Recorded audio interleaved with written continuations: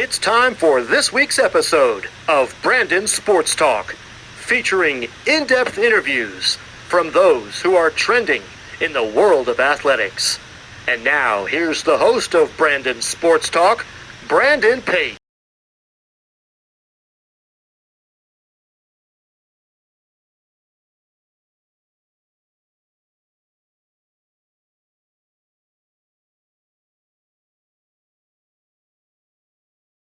Yeah. Welcome back to Brandon Sports Talk. In today's episode, I have the privilege to interview the owner of Against the Fence UFC podcast, Jordan Arthur, aka JK. How are you doing today? I'm doing terrific, mate. Yeah, having a bit of a blast of a week, and it's good to sit down and talk all things fighting with you. Thank you. Can you talk about how you knew that you wanted to start a podcast dealing with the UFC? To be honest, it was a bit of a light bulb moment. See, Ash was kind of streaming on Call of Duty for some time, and we've been playing with him and having fun there. And he one day turned to us and said, "Do you know what? We should probably stream ourselves watching the fights, because we all love to watch the UFC fights every single weekend." And and we got into the habit of kind of recording our reactions on our phones, and from that point on, the light bulb moment just kind of hit, and we were all like, let's make this a full-time thing. Let's do it regularly. And then I suddenly drew inspiration from the football fan channels over here in the UK, and suddenly thought, well, let's do what they're doing, take their blueprint and just apply it to all things at UFC effectively, and the sport of mixed martial arts, but predominantly mainly the UFC, purely because I don't think we got the manpower to cover Bellator and PFL at the same time. Of course, how did you know that you wanted to cover the UFC? I guess it's just purely because we been watching it for years now, years and years, probably like 13, 14 years plus. And just kind of fell into it, doing what we were doing, really. I guess it's always been something you look at and go, oh yeah, that'd be nice to do, but you're never really sure of where or how we put your foot in the door. How did you come up with the name of your podcast, Against the Fence? To be honest, it was a Monday meeting. Like, we just started doing our weekly meetings so that we can improve and get better and everything that we do. And we suddenly sat down and we're like, right, we need a name. And we went through a massive short list of potential names. We went with Against the Fence purely because it comes up in commentary quite a lot. So we can always like nod to that whenever John Anik or Michael Bisping says, oh, he's got him against the fence. And it's like, that's us. So that's kind of how that came about. And it's got a ring to it. So what are some of the different segments that you have on your podcast, Against the Fence? So we got the live watch alongs, which we do every single week. Even if it's the fight nights that aren't too good on paper, we do breakdown shows for every single UFC pay-per-view event. We do an aftermath show, so all the post-fight gossip, talking about that.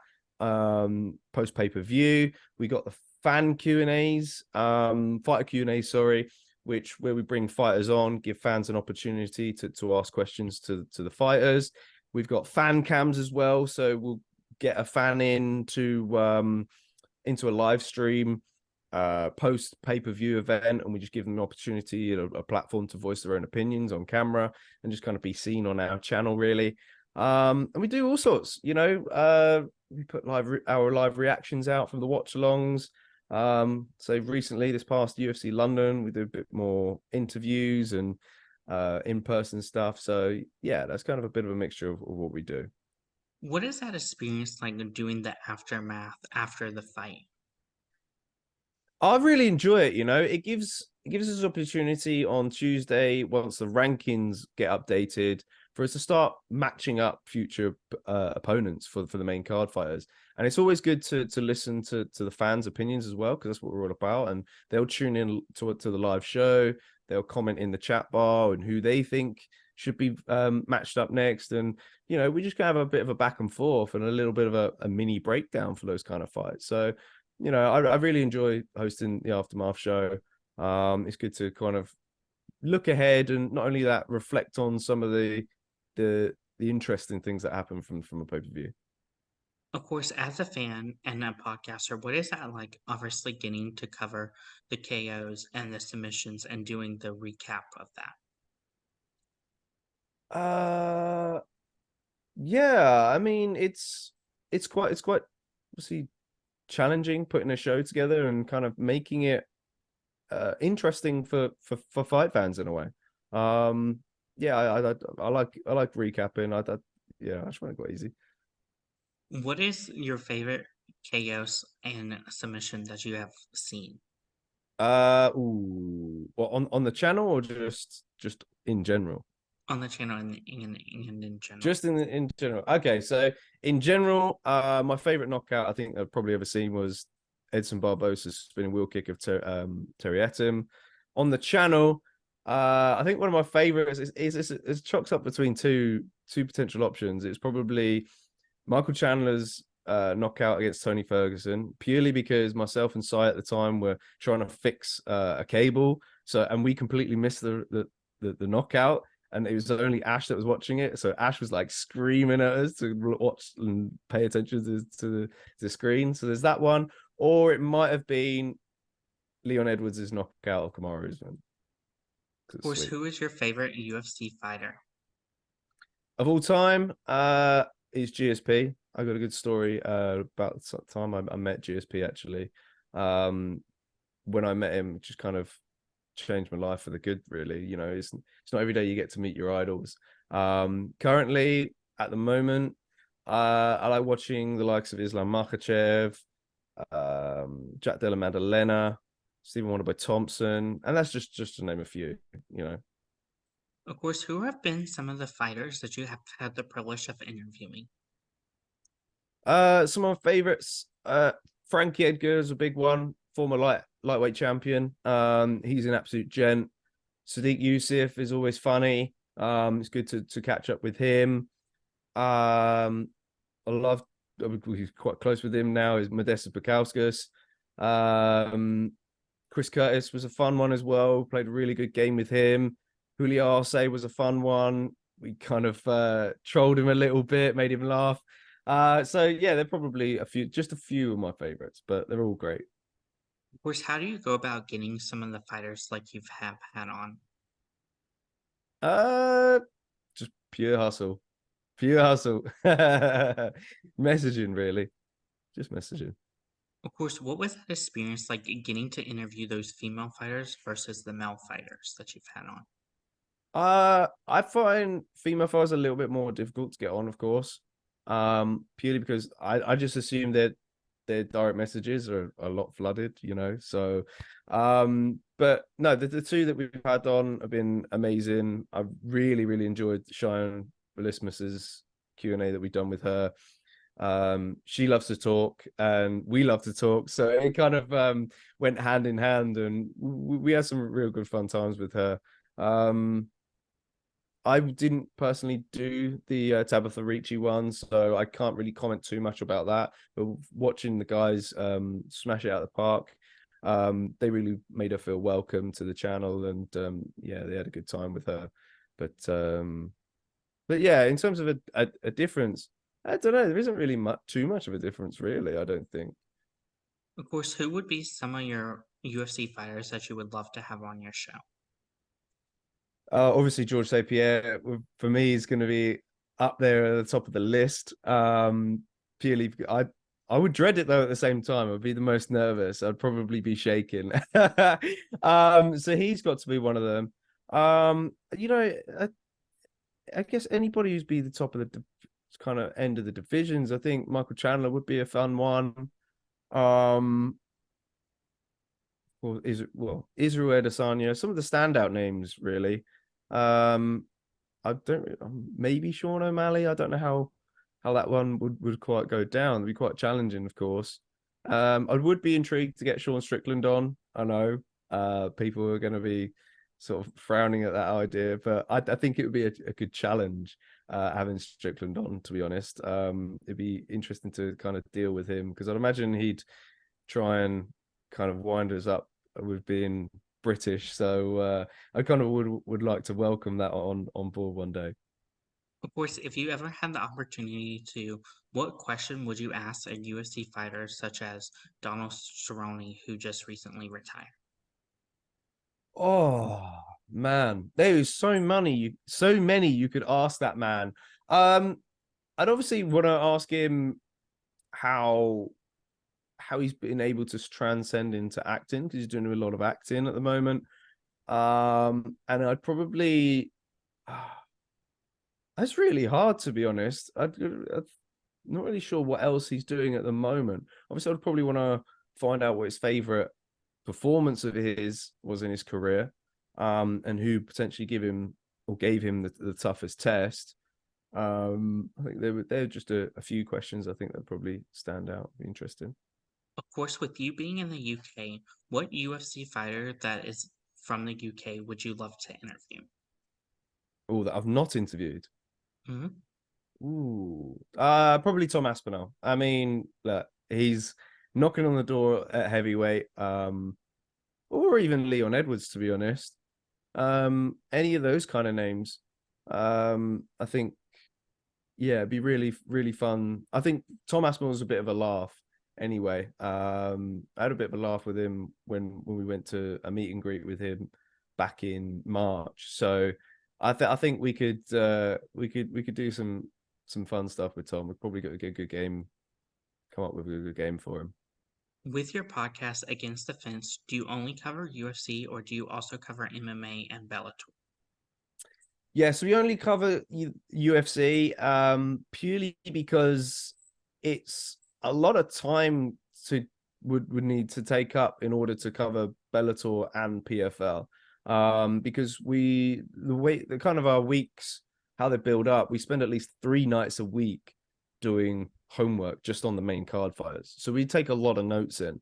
Not only that, it's the planning of social media. We kind of promoting the watch alongs and things like that. And if we're going to do a Bellator on a Friday night and a UFC on a Saturday night, that's an absolute killer. Because what people don't realize is over here in the UK, it's very challenging to stay up and watch fights. They're like 3 a.m.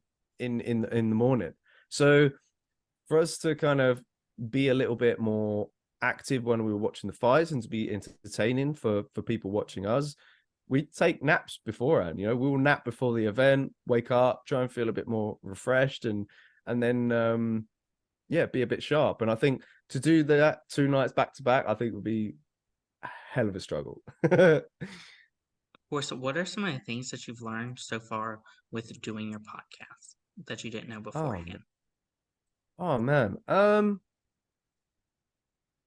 I think maybe I've learned how to maybe perhaps manage and steer the ship a little bit. I mean, that's a good question. Because it's crazy because you just go in a rhythm of just doing day-to-day stuff, but you never really like sit and reflect and go, "Oh, I've done that better." I guess I've been gotten better at designing graphics and things like that, using Photoshop. Better just managing social media accounts, I guess. Building up a lot of experience in that. The way I present myself on camera. A lot more confident than maybe I perhaps was when originally started out.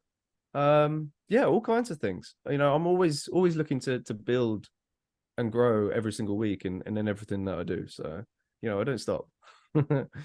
What are some of your future plans with Against the Fence? Oh, I mean, look, there's the possibilities are endless. We really want to go over to an international fight week, in Vegas sometime. It'd be good to film some content out there and meet US fans over there, because obviously we meet a lot of UK fans when the UFC comes over to London, and we try and interact with as many people as we can. And I think interacting with the US fan base would be ever so special. So hopefully one day, we can really set ourselves a bit of a budget and make our way over whatever event it will be. Of course, what would that experience be like to come to the US and get to come to Las Vegas for the UFC meet and greet? Sorry, repeat that again. What would that experience be like for you to come over to the US for the USA meet and greet in Las Vegas for the UFC Uh, fighters? I think it'd be yeah, I think it'd be a fun experience. I mean, I've never been to Las Vegas before, so I guess that would be something that's quite new to me. I think maybe being out in the heat and doing those things would be quite challenging for us, because, as I say, when it's UFC London fight week and it's the ceremonial weigh-ins on a Friday and things, we get up pretty early and we head down towards the arena so we can interact and talk to as many people as possible leading into the ceremonial weigh-ins. And I think maybe in a different country, it's like different climate. I think you can imagine it would be quite challenging, but it'd be fun. What advice would you give those people that are looking to cover the UFC and come out with their own podcasts?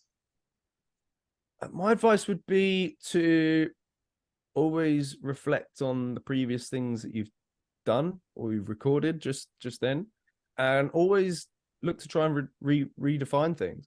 How do you make things better? Because I think that's kind of key to progression. And I think if you sort of really nail down to those aspects, I think yeah, anybody can grow and anybody can do it really.